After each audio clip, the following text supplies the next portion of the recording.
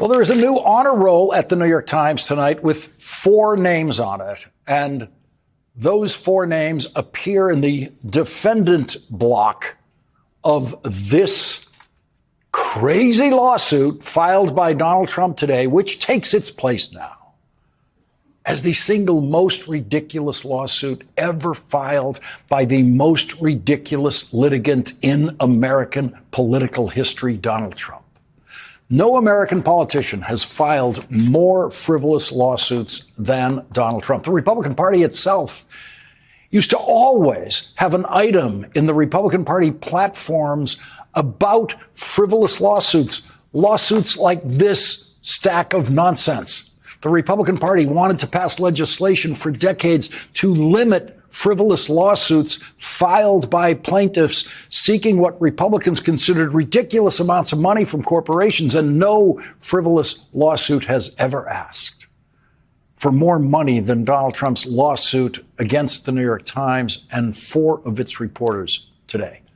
Donald Trump decided that today was the day to file a lawsuit suing the New York Times for, this is one of the things that this lawsuit is about, endorsing Kamala Harris in the presidential campaign last year. Donald Trump thinks you can sue for that.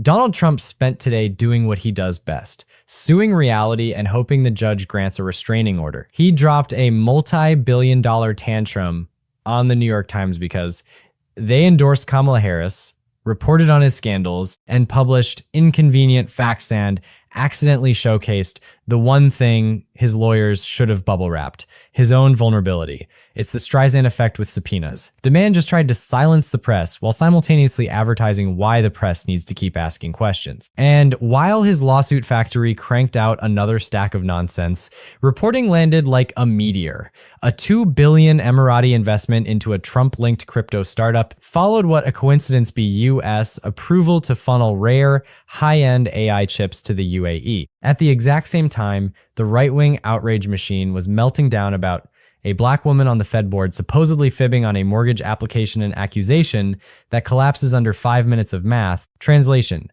scream at Lisa Cook, cash out in Dubai, and sue the newspaper that noticed.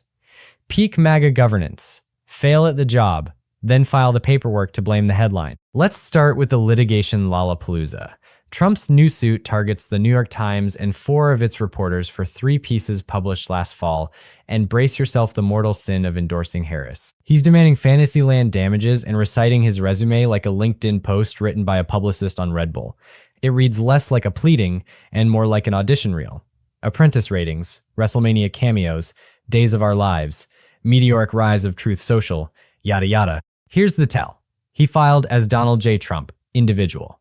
That's not the White House suing. That's the guy. When you sue as you don't get to hide behind the presidential cloak to duck discovery. You open the door, Don. The New York Times can now walk through it with a court reporter, put you under oath, and ask about the very topics you put at issue. Your finances, your business deals, your Epstein-adjacent PR stunts, your truthfulness about success, and the alleged harm to your brand. You wanted to put your reputation on trial? Congratulations. You just reserved the courtroom. In a world saturated with information, finding the truth requires unwavering dedication and independent voices. America Facticity stands as a beacon for factual, unbiased reporting, delivering the stories that truly matter. Join our membership for just $9 a month. Your support helps us grow our team and create even better content. Find the link in the description below. The 3 articles in this lawsuit that Donald Trump is suing about were all published last year before the election, and it took Donald Trump a year to decide to file this lawsuit today. Or did it? How many of these things, these stacks of paper, does the Trump lawsuit factory have ready to go on a day when Donald Trump thinks he really needs one of these? Today was one of those days. Donald Trump knew that the most incompetent FBI director in history, who is also incompetent at actually tying a necktie, would be testifying in the Senate Judiciary Committee and would be asked questions about Donald Trump's old friend, Jeffrey Epstein. So Donald Trump knew he would want something to distract from that today. And Donald Trump knew that the New York Times yesterday delivered another massive investigative report of Donald Trump's finances, which Donald Trump desperately wants to distract from with the most ridiculous lawsuit he has ever filed. And so our first guest tonight will be the next New York Times reporter who Donald Trump will want to sue, whose reporting shows the president of the United States was taking part in a deal taking $2 billion in personal money for him and his partners in the form of an investment from the United Arab Emirates this year while Donald Trump's president. Now, that would be an impeachable offense for any other president in history. Donald Trump this year, as president of the United States, took part in a $2 billion private transaction that will benefit him financially, personally. Money from the United Arab Emirates, from the government there. Just imagine what Republicans would be saying tonight if Joe Biden did that. Just imagine what Republicans would be saying tonight if any Democrat ever did anything like that. Donald Trump is trying to stoke fake Republican outrage right now over a member of the Federal Reserve Board of Governors allegedly falsifying information on a mortgage application for a second home. And Republicans went along with Donald Trump's demand for their outrage over the possibility that someone in government service claimed that a second home would be her primary residence on a mortgage application. And it turns out that that accusation by Donald Trump is false. As we reported on this program last night, the best state of the evidence at this point is that Federal Reserve Governor Lisa Cook plainly indicated that she was seeking a mortgage for a second home. And Lisa Cook managed to get an interest rate on her mortgage that was above the prevailing rate at the time in that community that anyone could have gotten. And so there is zero evidence. Roast it plainly. A man screaming, "I have absolute immunity," just filed the legal equivalent of, "Actually, Your Honor, I demand we discuss my reputation in excruciating detail." That's not a strategy. That's a confession that the tantrum mattered more than the outcome. While Trump flings paper at the press, a sprawling New York Times investigation, multi-bylines from DC to Dubai, mapped a darker transaction. In May, a UAE investment firm parked $2 billion in World Liberty Financiala, shiny new crypto venture founded by the Witkoffs and the Trumps. 2 weeks later, the White House greenlit hundreds of thousands of top-shelf AI chips for the Emirates, a prized resource we've restricted like uranium because they're that strategically sensitive, a big chunk routed to G42, an Emirati tech giant with China entanglement flags all over it. Ethics 101, federal officials can't push policy that lines their pockets or their relatives. Yet Trump's self-anointed Middle East envoy, Steve Witkoff, was reportedly advocating the chip deal while his and the Trump family's venture was landing Emirati cash. Some inside the administration tried to narrow the transfer. Then, because this presidency is a Mad Lib Laura Loomer of all people, muscled into the conversation and shifted leverage toward Abu Dhabi. Not a Marvel villain. A Twitter one. If any other president had personally participated in a $2 billion deal with a foreign government, while that same foreign government secured access to America's rarest chips, Republicans would be screaming impeachment so loud you'd hear it from space. Instead, we get silence because Trump owns the party and the party owns the House calendar. Over in the Senate, a 91-year-old Chuck Grassley opened judiciary with the softest of softballs, lobbing questions at FBI Director Kashyap Patel. Yes, that Kash Patel about Jeffrey Epstein. Patel said Epstein wasn't an FBI source, and then, with all the subtlety of a bullhorn, blamed the original sin on Alex Acosta, the same Alex Acosta Trump later rewarded with a cabinet job after the sweetheart plea deal in Florida. So the current FBI director hand waves away Trump's years-long friendship with Epstein by pinning everything on the guy Trump promoted. Strongman vibes? No, that's middle manager blame shifting in a cheap tie. Also, someone show the director how to tie one. Dictators cosplay better. Meanwhile, MAGA media tried to turn Fed Governor Lisa Cook into a punching bag, accusing her of mortgage fraud for calling a second home a primary residence. Facts. Available rates show she actually paid above the prevailing rate, and her application flagged it as a second home. So the scandal is, she didn't get a discount and told the truth. The right tried to make Black Woman Follows Rules into a federal case while their guy was greasing a 2B foreign inflow and suing a newspaper for hurting his feelings. If hypocrisy were a commodity, Trump would list it on Truth Social and try to SPAC it. This is the blueprint again. Distraction by litigation. Sue the press for covering you. Generate a chyron. Hope producers split the segment to both sides. Intimidation by spectacle. Send your FBI director to Senate hearing day. Float conspiracy. Adjacent lines about Epstein. Keep the outrage oxygenated. Profit by opacity. Move money through cutouts. Call everything a deal. Claim the critics hate America. Insulate by gerrymander. Push redistricting across GOP-run states so a Democratic House chair can't subpoena your financials next Congress. It's not complicated. It's just loud. That Lisa Cook falsified any information, and there is zero evidence that she got any kind of a break on her mortgage rate. In fact, she paid a higher rate. Donald Trump has been able to summon Republican outrage and widespread right-wing media attacks against a black woman who serves on the Federal Reserve Board by Donald Trump lying about a mortgage that she got for a second home. And Donald Trump's telling this lie about her while Donald Trump was taking $2 billion personally as president of the United States from a foreign government. He just took it. A cash investment in one of Donald Trump's new businesses created while he was president. And the New York Times reporting on this is even worse because the United Arab Emirates got something from Donald Trump at the same time.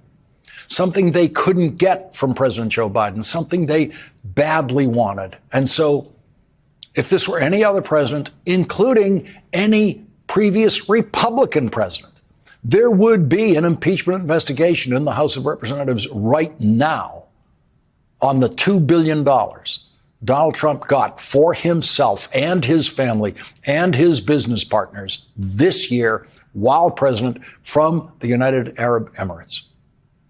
And whether that is a reason that Donald Trump allowed the United Arab Emirates to obtain the world's most advanced and scarce computer chips from the United States. But there is no impeachment investigation of those transactions tonight because Republicans control the House of Representatives and Donald Trump controls Republicans. Donald Trump knows what he has done as president of the United States in this first year of his presidency. And Donald Trump is so desperate to make sure Republicans still control the House of Representatives next year and the year after that he wants to redistrict every Republican state he can to retain more and gain more Republican seats in the House of Representatives so that in the next Congress, there won't be a Democratic chair of the House Judiciary Committee conducting an impeachment investigation of Donald Trump for possibly, among other things, the $2 billion that the New York Times is now reporting on. The Senate Judiciary Committee hearing today was chaired by Senator Chuck Grassley, who will turn 92 years old tomorrow. Senator Grassley has spent more than half of his life in the United States Congress, 50 years. The last 44 of those years in the United States Senate.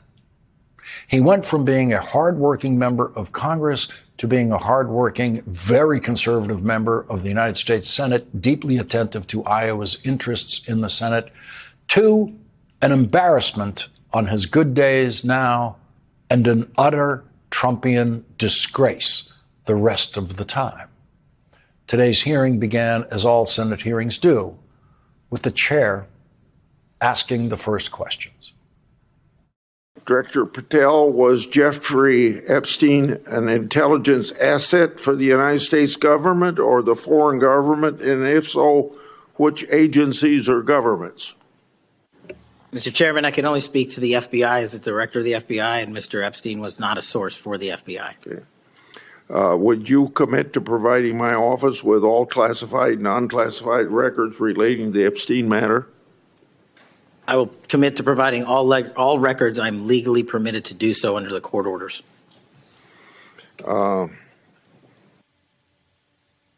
It seems to me that I accept your answer to my question, but the broader intelligence community ought to answer these questions as well.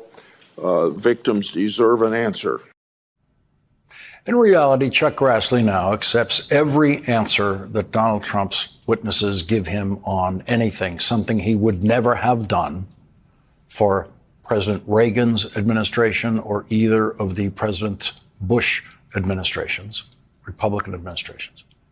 Why this lawsuit is a legal own goal. Here's what happens next.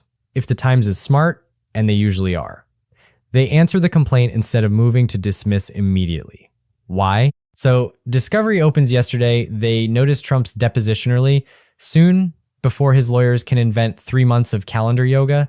They subpoena records tied to his alleged damages, tax returns, loan files, term sheets, cap tables, communications about World Liberty Financial, correspondence with UAE sovereign vehicles, draft talking points, and every asset valuation he's waived at donors. They walk him through the very articles he calls defamatory and ask him under oath to identify what's false. Watching him try to define false without perjuring himself will be the legal version of slapstick. Trump's whole defense has always been delay. But he filed this one. The plaintiff can't dodge his own case without looking like a guy who called 911 on himself and ran. Roast intermission, because you asked for Trevor mode. This defamation suit reads like it was ghostwritten by a magic 8-ball. Reply hazy, claim billions. Only Trump could brag he's the most successful businessman in history, and 2 paragraphs later demand damages because journalism made his stock go down. Sir, pick a story wolf of Wall Street or victim of CNBC. You can't be both. He keeps promising strongman energy and delivers clip-on dictator. Putin rides horses. Trump files PDFs. What this means for us and why the chips matter.